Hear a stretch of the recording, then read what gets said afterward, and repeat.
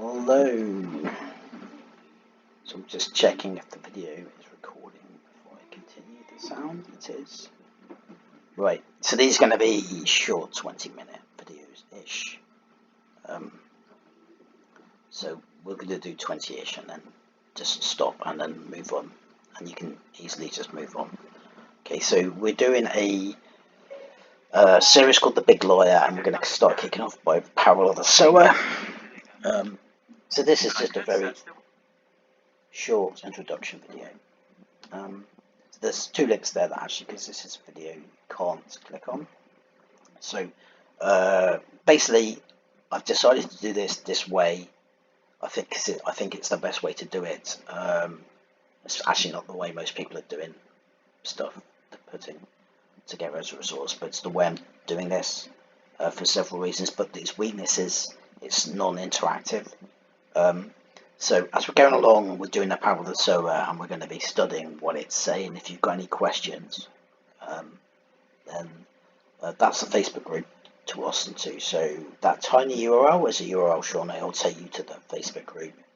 If you want to manually put it in, the description should be below, and in every video.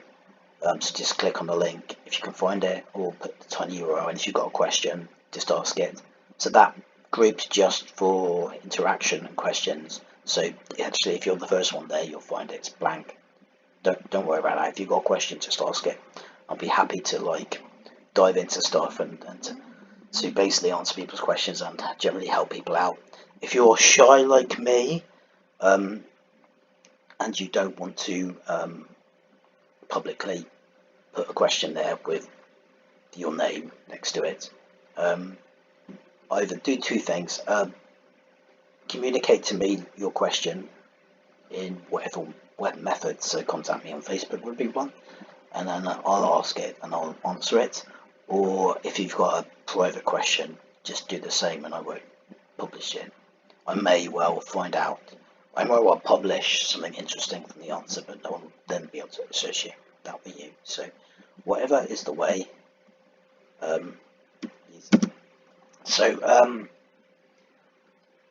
Yeah, so this is a bit of an introduction video. I don't think we'll probably get onto the proper study, but I'm going to be as short and sweet as I can be. I do like to waffle on, as you'll notice. So the idea of having slides is to keep me on track. So I won't give you a long story of my backstory.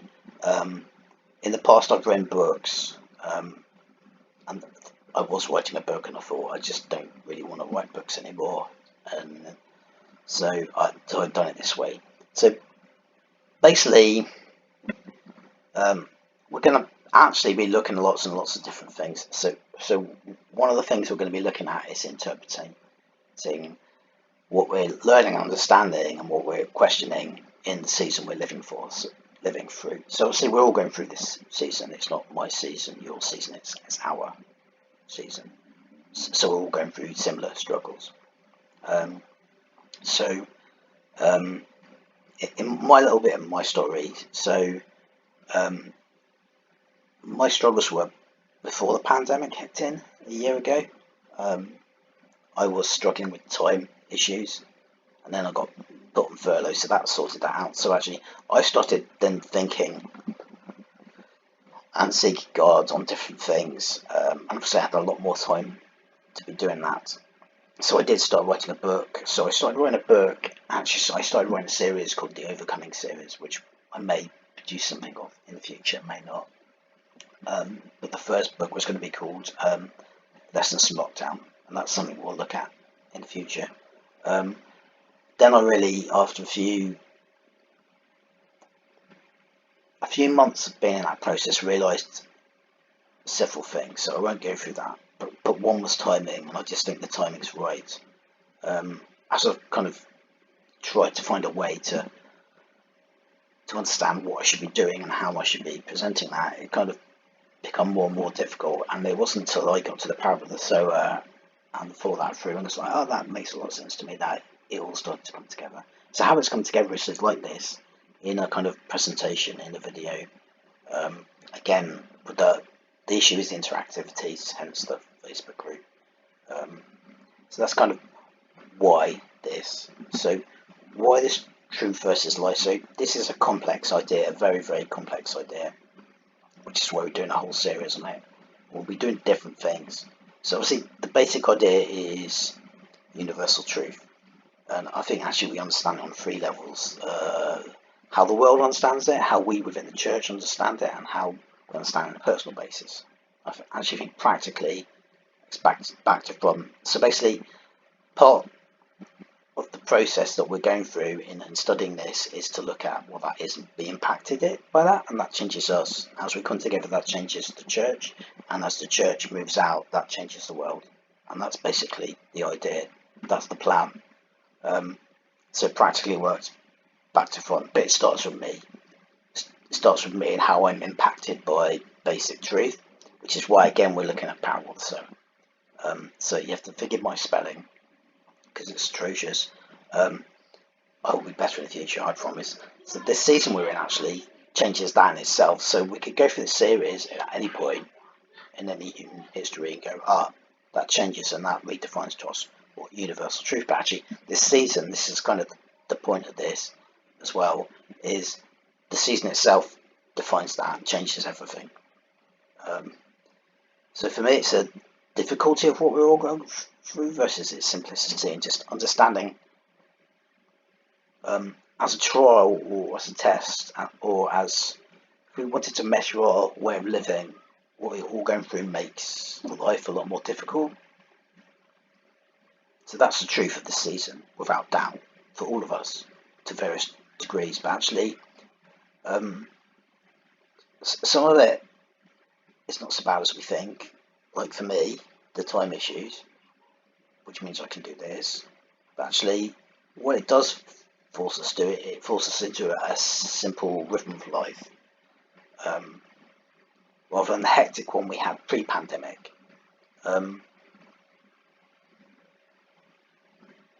And the kind of the surprise and the frustration for me is no one really seems to be talking about how it's changing it and then how we turn the difficulty of it and use it to our advantage to make it positive. So that's really the point of the season and the reason why we're looking at this specifically. So I'm a very prophetic person, if you know me or you don't.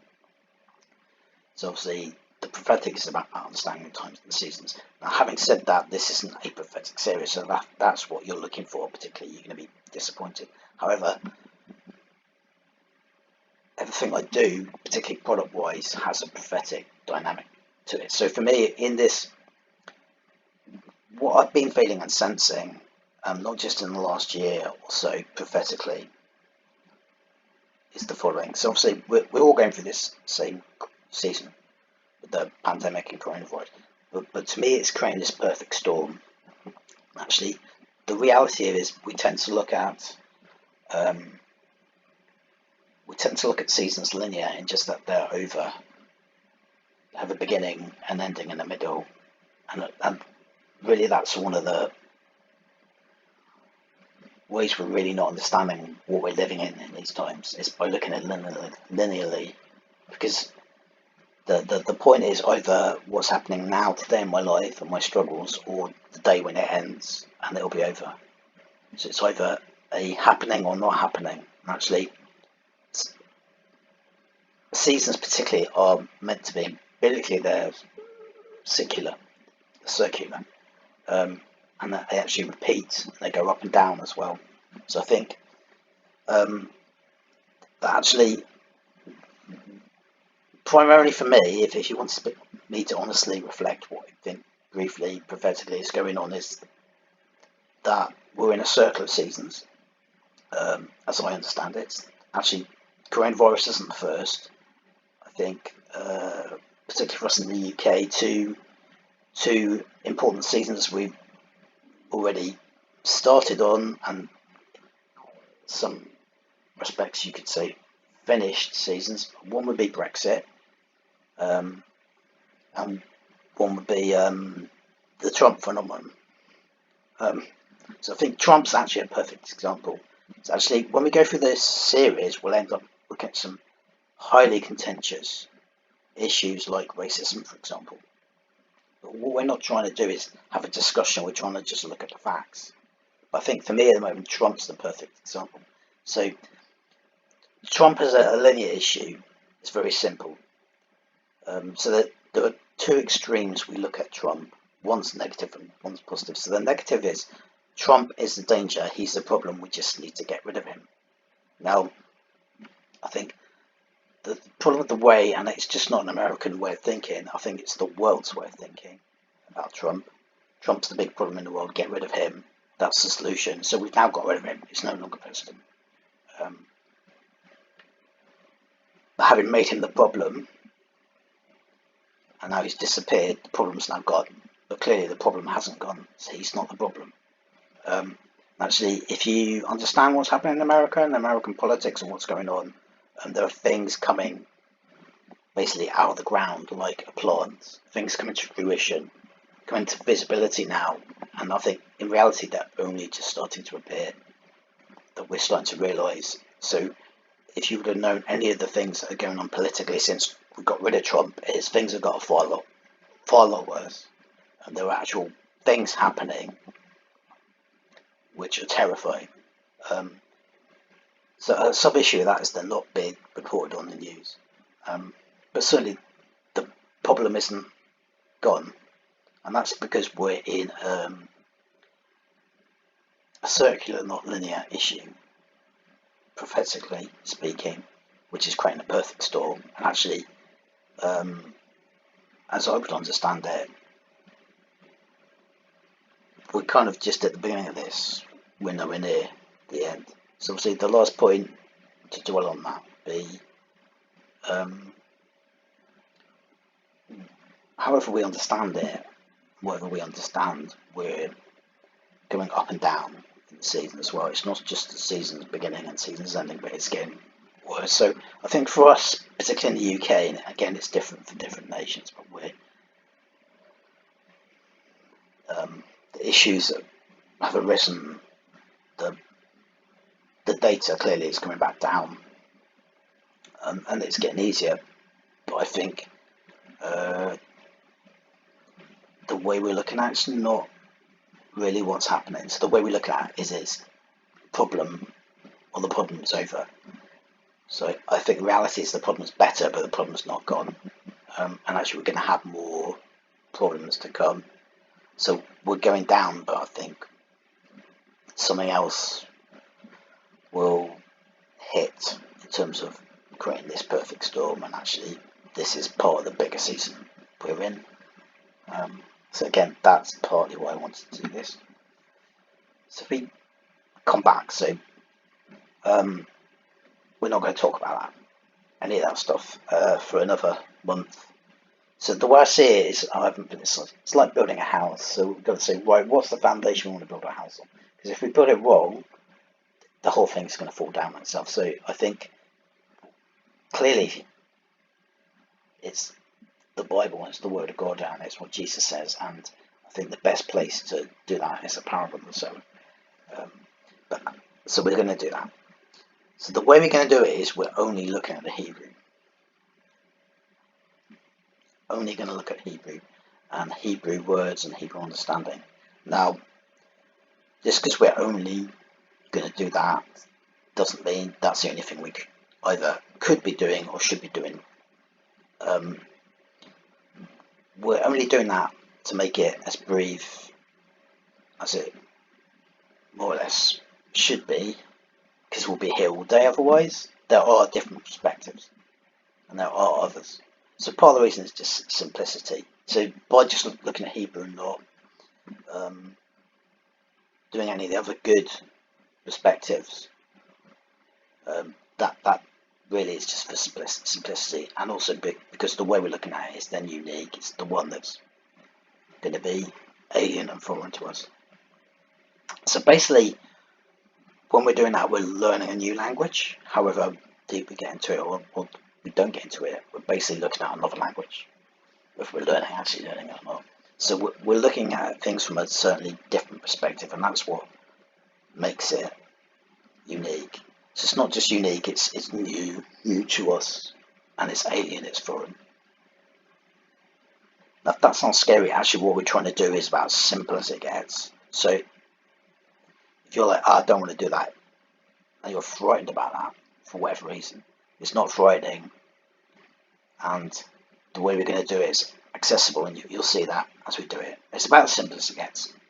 So I'm not actually going to get into this bit about our struggle, but it's basically the issue we got is we not just learning a new language, but it's completely different. It works differently. Actually, by understanding a few simple things about it, we understand the richness of it and why we should be looking at it to a certain perspective or to a certain depth. Anyway, as I said, we won't go through it, but it's basically the idea is English doesn't work like Hebrew, and Hebrew doesn't work like English. So that's the only barrier we've got to, or bridge we've got to go across, or barrier we've got to go over. So it just comes simply down to these 3 core points. Okay, if you don't understand anything else, that's all you need to understand. So when we're doing the teaching, we're looking. So in this context, parallel, so Jesus goes out into the road and starts teaching, and we know what he says. So there were 3 points. So what are the Hebrew words Jesus has used? So there are 2 ways we can do that. So I'll just briefly go into that in a bit. So the second point is, if I'm a Jew, I hear those words, how would I understand what I hear? And the 3 is the points of the Hebrew root word system, which we'll cover. So how are we doing this? So there's a more academic way where we translate each word, which will just take forever. So we're not doing that. So we're just picking different words and phrases, and then because the way we're doing it is not so academic, we're looking at what words Jesus could have used. Now, in most cases, it's going to be 1 simple word, but it could be 2. So we'll either look at what those combinations could be, and then probably which word it is, not which word it is. And then most of the time when it's just one, just that word. Apart from that, you don't actually need to understand anything to get anything out of this study. That's all you need to understand. There are other things, but they're kind of, see them as nuances, and as we go along, we'll go through them and pick them up. And again, they're pretty easy to understand. It's nothing complicated, but basically for the entirety of this study, if you don't understand anything other than those 3 points, that's all you need to know. It's that simple. So as I said, if you are thinking, wow, that is going to be incredibly difficult and frustrating, it's not. It's those 3 points. So all you need to do is understand how the Hebrew 3 root system. So let's just go through this slide really quickly. So every single letter, every single word in the Hebrew language relates to both a 2 and a 3 letter root word. So we not just have a whole bunch of words, we have a list of 2 3-letter root words. So the way meaning is defined in Hebrew is you go back to the root word to find the different understandings. We'll come on to that in a bit. So a word then has a prefix and a suffix, and it has a root element. So in the example in the top right, so this is the first words in the Bible in the beginning. So I wish someone had told me this in my journey of understanding this, because it would have made things a lot more simple. But basically, in the beginning, you can see is 1 word. So it's, as we just said, it's a core element. So here in the beginning, so these 3 letters mean begin, basically, and that's the 3-letter root used here. So therefore, if we want to translate what that word really means, we find all the different words that use that same root, and that's what we're doing. That's the method. So I will use Hebrew terms. You're not going to understand them. Part of the reason is repetition, and you get familiar with stuff, and then you pick up easier. So this 3-letter root here is the word resh, which means begin. It just doesn't mean begin, it also means top or head. And etymologically speaking, so etymologically is how the Hebrews firstly, and the Jews would have firstly understood this word within their own culture. So how this word's first understood. And that's the etymological or proper or original understanding of the word. So this one is begin, but it's also head. So you've got a resh, and aleph, and a shin. That spells resh. Okay. So in the word, this bet here, which is a B, or B in English, that's the prefix for in, and the suffix has a yod and a tav. So this suffix for yod and a tav turns a word from begin into beginning, hence beginning. So literally to us, this means in start or in beginning.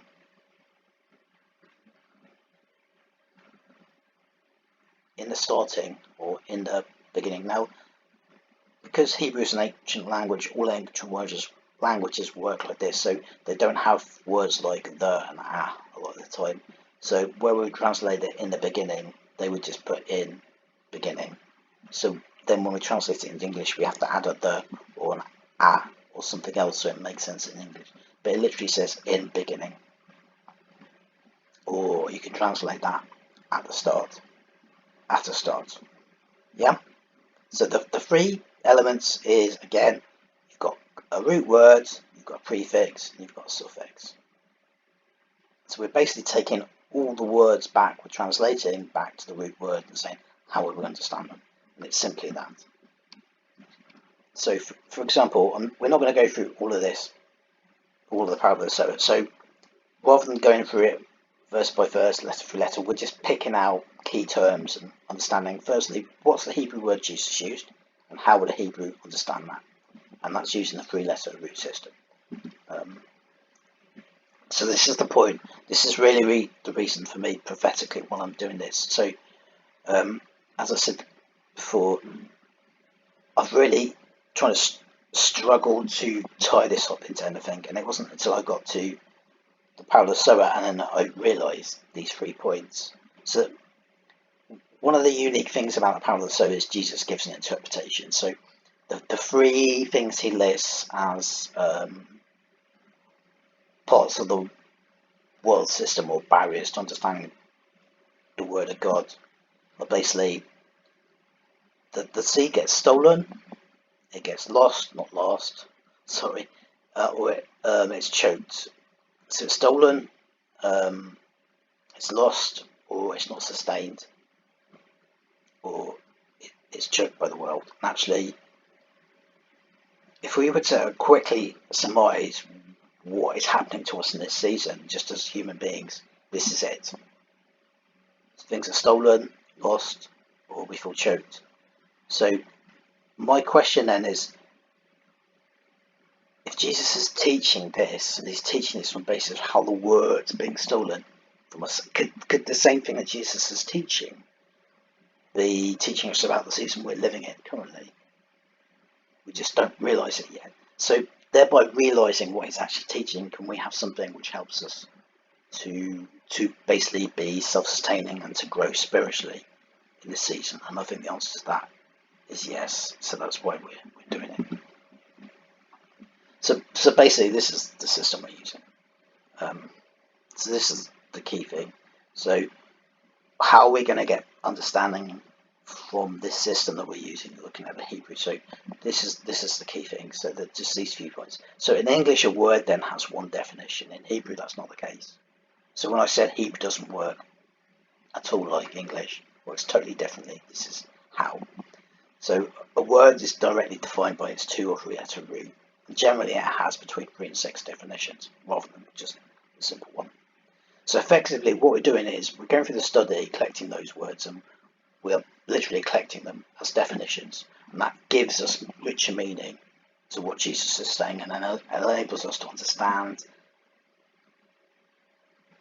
in that richer setting what he's actually trying to say. So the last point is, as a system, and people are really starting to begin to say this, they'll tell you it's nonsense. Well, at the end of the day, it's either nonsense or it's not. The way to tell if it's nonsense or not is the system actually works and it makes sense or it doesn't. I think what we'll see as we go through this study is it does make sense. It makes a whole lot of sense. So that's what we're doing. So this is the end of the introduction video. So basically, we're going to do that, and we're going to start with the phrase "Behold, a sower went to sow," and we're going to look at what the words of behold and so Jesus would have said, and how, not just what they mean, but how they would have been understood if you were listening in the crowd to what Jesus was saying. And that's simply it. So join us for the second second video, and we'll do that. Okay, thanks. Bye.